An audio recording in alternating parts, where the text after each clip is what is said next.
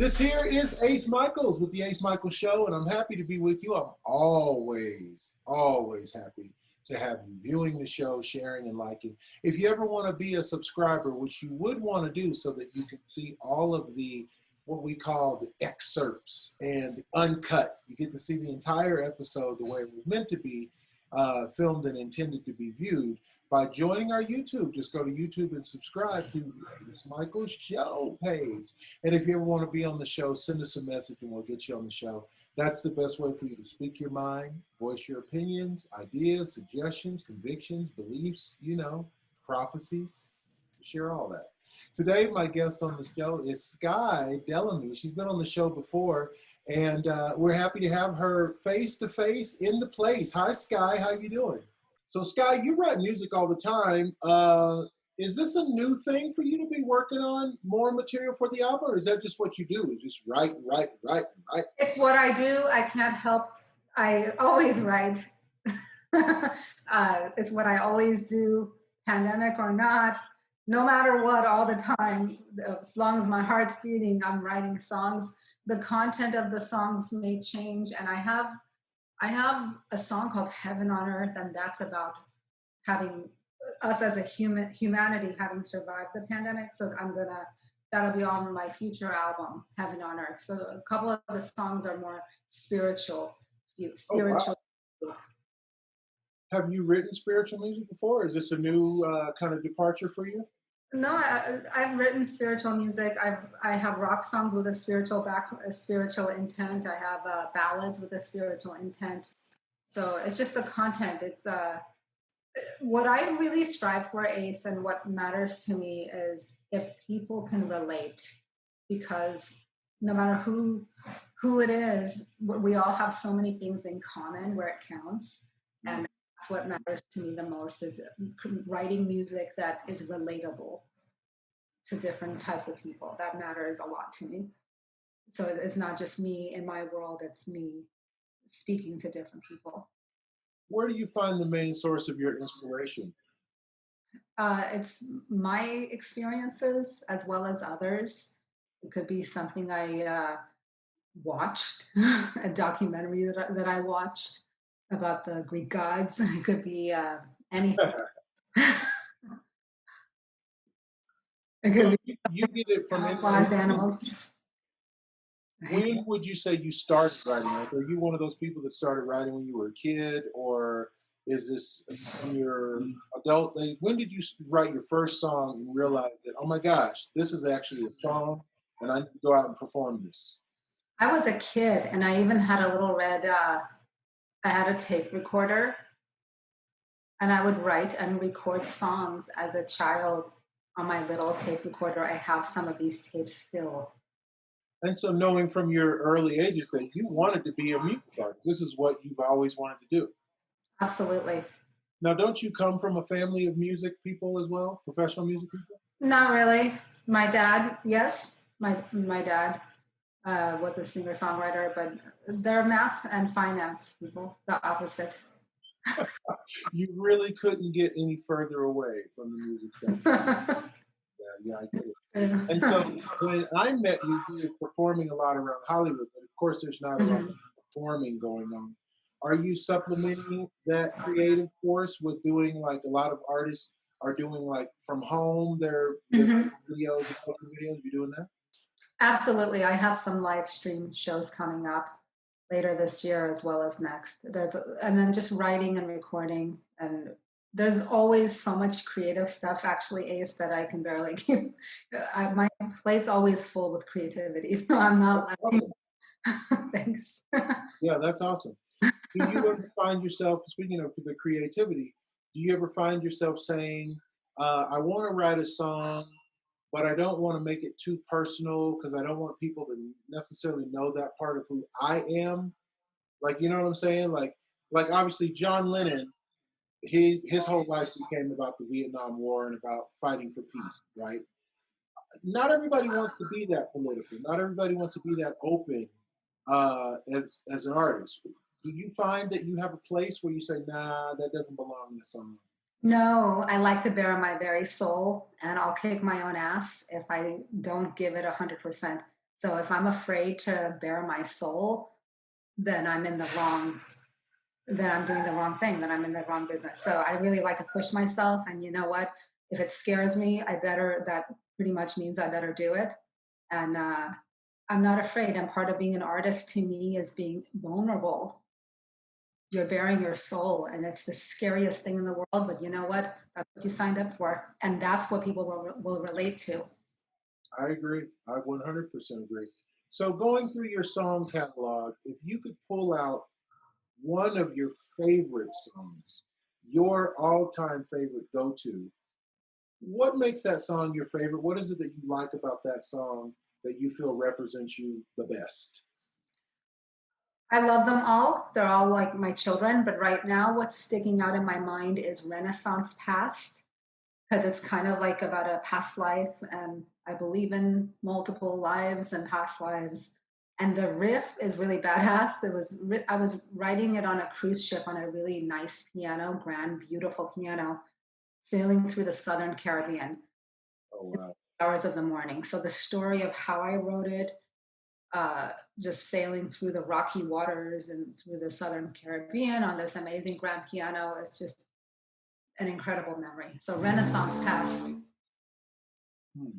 a really cool riff. That's a piano-based song. Renaissance Pass. I like it very much. Yeah. It's really good. Most Americans might not be able to spell the title because that Renaissance is going to throw them. I guarantee you that. But that's a great title for it. What do you Thank think you. about if someone came along that wanted to hire you to write songs for them? Would you be able to write, like for me, would you be able to write a song based on me just giving you an idea and saying, look, we need this to be about a guy meets a girl at a apple cart and they fall in love and they get married at the same apple cart 3 years later. Go. Absolutely. Absolutely. And I've done it several times. Oh, wow. Written for other artists several times with all kinds of stories and backgrounds, very complicated stories, some of them. And I'll just sit at the piano, and that's how I do it. It usually entails the piano. So at this point, I mean, you would consider yourself a collaborative writer. Also, you could be a ghostwriter. Yeah. That's very cool. Very cool. Now, speaking of that, you know, there's always been a controversy about making money in the music business. It seems like that's the most impossible thing for a lot of people to do, is make money doing what they love. But you're not having a problem with that. You're doing your music and getting your songs placed and getting the publishing and keeping that moving. What advice would you have to an artist who's not? Well, songwriting has a lot to do with it. And if you write your songs and then you are a member of the unions that protect you, and you are copywriting your music, and then you own a greater percentage versus someone who's who is still an artist, but they're maybe singing a cover song. That's not the same.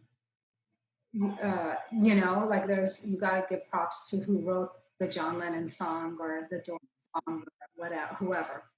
So if you're that involved to that very deep level like I am, then you really have to also have that business mind about it and make sure you're properly protected, and just keep track of everything, register everything, and just be very involved because it is a business and it is a child. It's kind of like, would you let your child run out on the street? No, you wouldn't. You'd protect your child.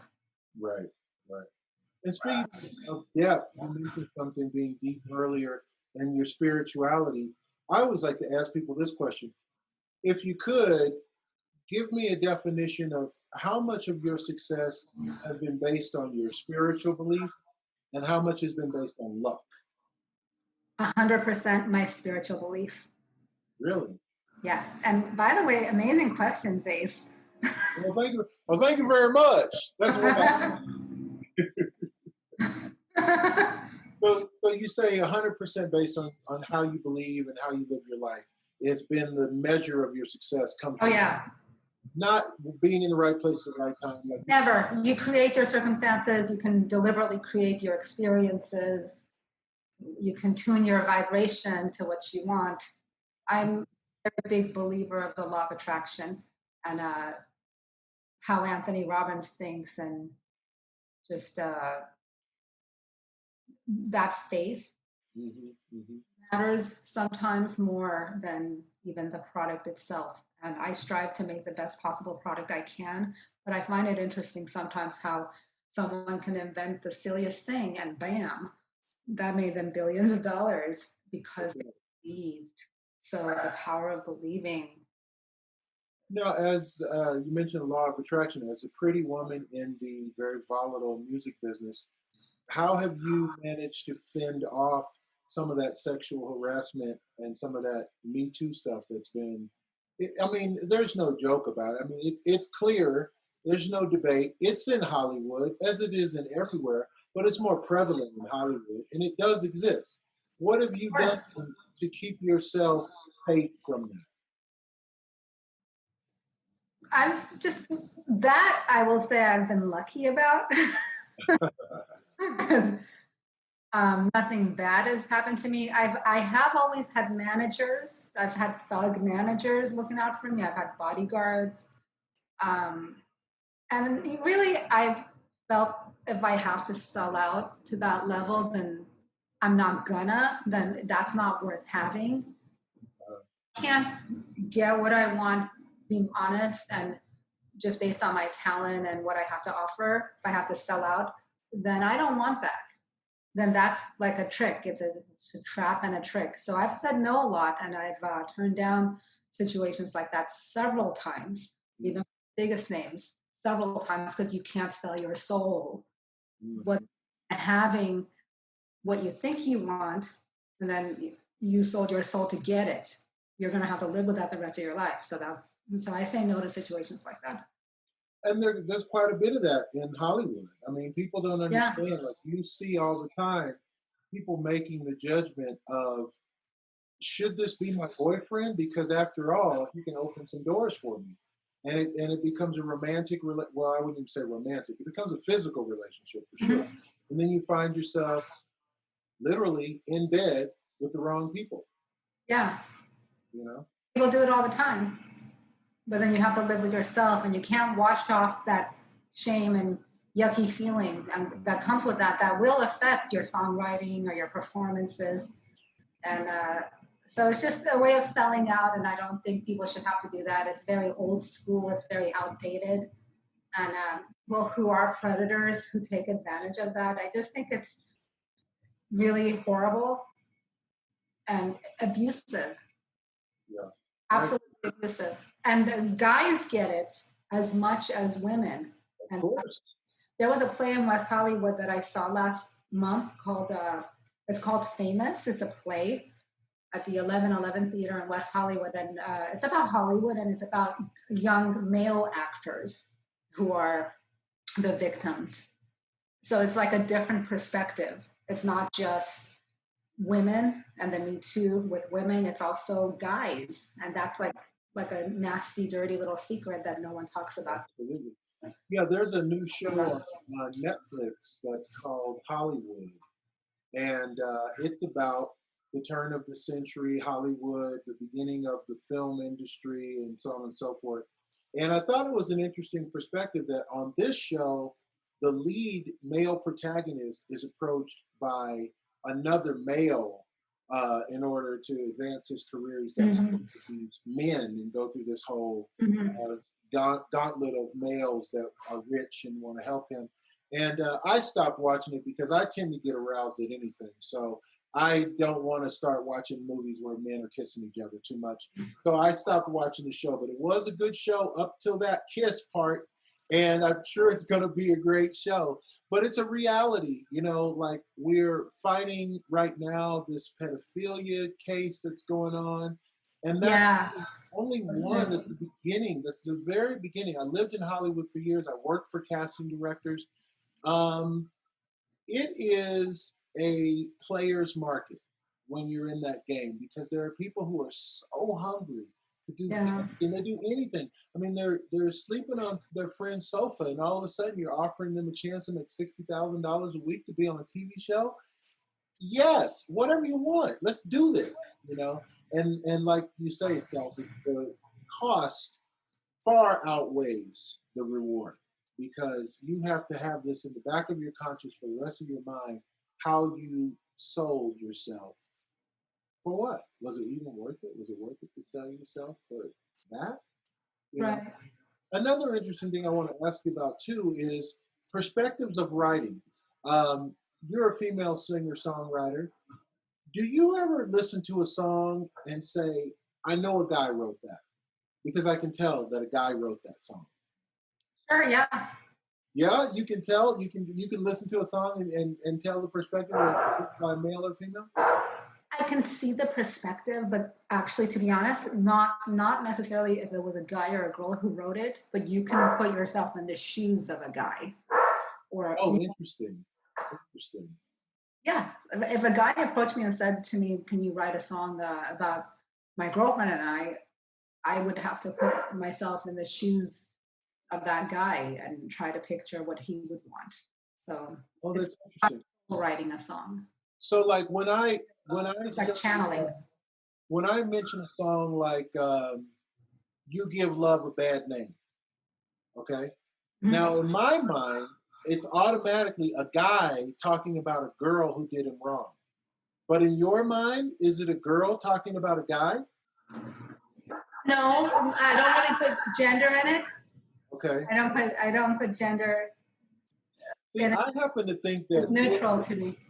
I happen to think whoever's singing the song is who I think the gender. Like, okay, so Mhm. "You Give Love a Bad Name" is sung by John Bon Jovi. So to me, Mhm. it's a guy talking about a girl. Right.